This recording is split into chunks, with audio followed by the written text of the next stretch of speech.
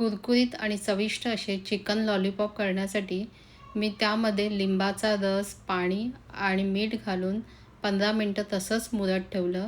सगळी घाण निघून आल्यानंतर ते पुन्हा 2-3 पाण्याने धुवून घेतलं आणि चाळणीमध्ये निथळत ठेवलं.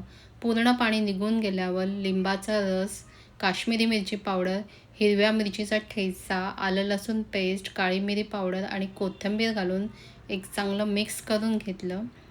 चवीनुसार मीठ घातलं आणि कॉर्नफ्लॉवर घालून पुन्हा एकदा छान मिक्स केलं आणि हे असंच मी अर्धा तास मुरत ठेवलं.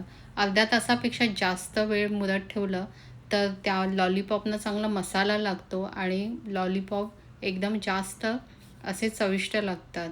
तर आता मी हे चांगले मुरल्यानंतर पॅनमध्ये तेल घालून मीडियम फ्लेमवर चांगले सर्व बाजूने कुरकुरीत भाजून घेतले. अशा प्रकारे आपले चिकन लॉलीपॉप तयार झाले.